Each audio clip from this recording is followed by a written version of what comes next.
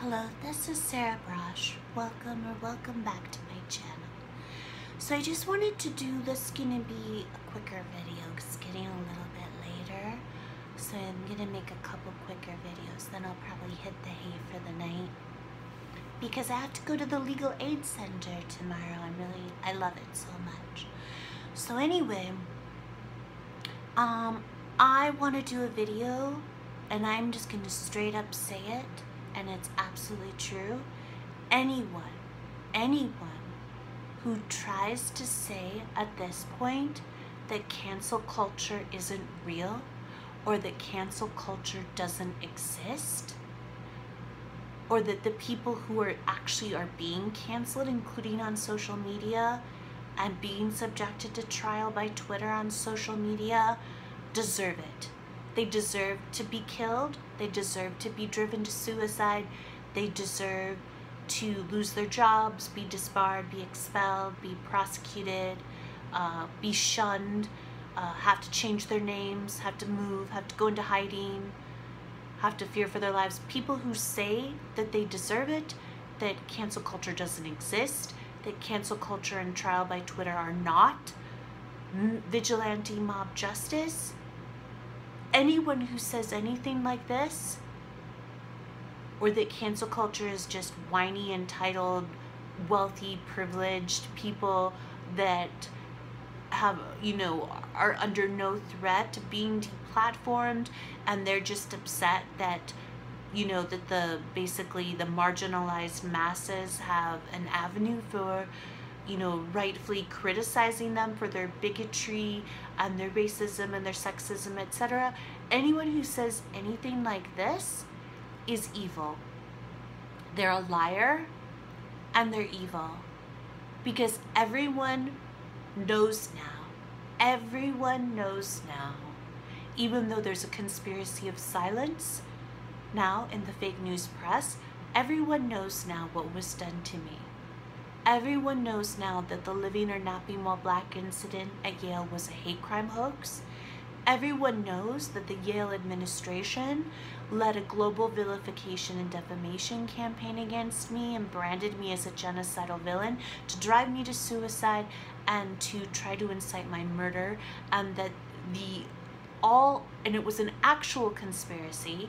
It's not a conspiracy theory, it's a conspiracy fact.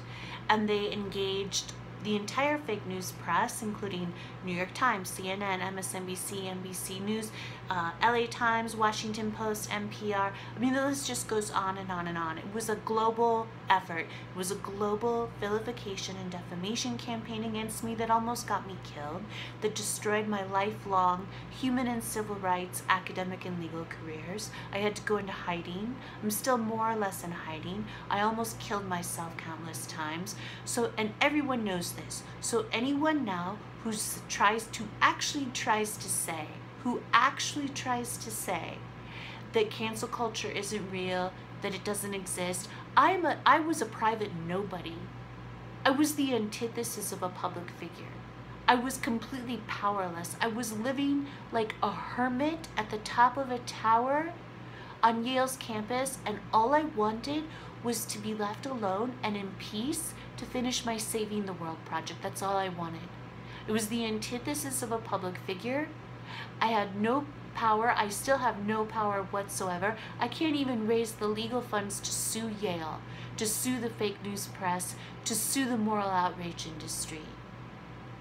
So anyone who says that cancel culture isn't real and doesn't exist, or that the people who are being subjected to it, as well as trial by Twitter, deserve it, or that we're just a bunch of whiny, wealthy people who are rightfully being called out by the masses in a concerted effort on social media for our bigotry, you're the liar, you're a liar, you're the bigot, and you're evil. You are straight up evil.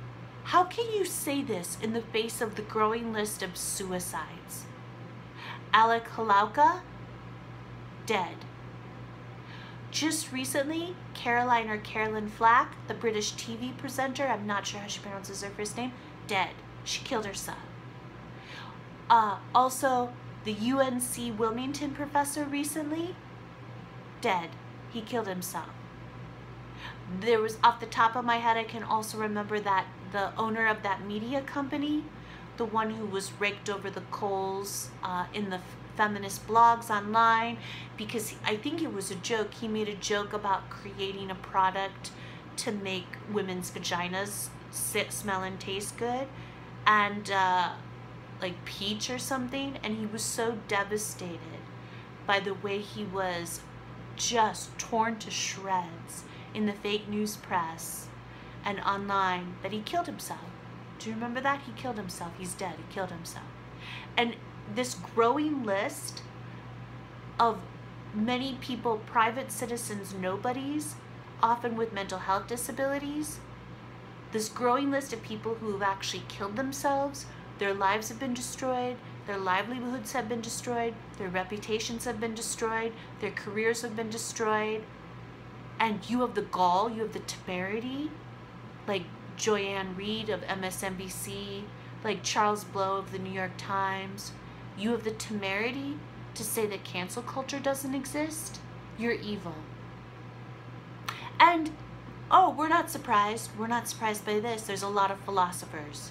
There's a lot of philosophers who have been saying that cancel culture doesn't exist, or that it's justified, or that it's just the marketplace of ideas, or that it's just, you know, people being rightfully called out in a way that was never possible before, powerful people being rightfully called out by the marginalized in a way that was never possible before for their bigotry.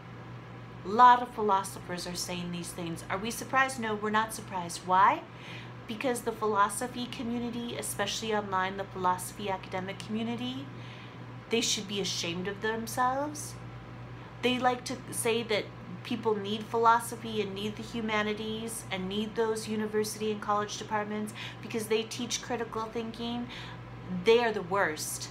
They were just as susceptible to joining a mob, a moral outrage mob, to get an innocent anti-racism Yale graduate student killed as anyone. As anyone. And now they're trying to cover themselves. They're trying to protect themselves. They're trying to justify their disgusting actions. Disgusting and immoral actions. So anyway, I'm gonna do a couple other videos specifically about the philosophy academic community and about their disgusting actions, but there's going to be a reckoning for the philosophy academic community. There's going to be a reckoning because I'm not going to rest until everyone who defamed me makes a public apology to me. Makes a public apology to me. I don't know how they live with themselves, knowing what they did to me, and now they're trying to cover up their bad behavior. They didn't care that they almost got me killed, destroyed my human and civil rights career, and now they don't care to try to help me. All they care about is protecting themselves and covering up their own gross malfeasance. And that's why they're saying cancel culture doesn't exist. And that's why Joyanne Reid says it, that's why Charles Blow says it, that's why NPR says it, that cancel culture doesn't exist, and trial by Twitter is not vigilante mob justice, which it is, which is destroying due process and destroying our legal system and destroying our egalitarian public space. It's destroying our society. So anyway, that's what I wanted to say. I think I'll wrap this one up here, but I just wanted to make 100% clear.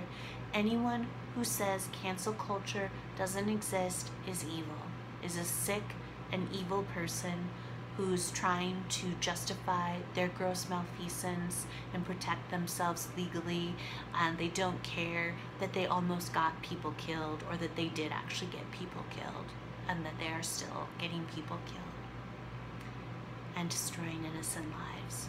Okay, I will have my PayPal me and GoFundMe links below. Please, please donate to my legal fund so that I can sue Yale and the fake news press and the moral outrage industry. Okay, everybody have a great night, and thank you so much for watching. Okay.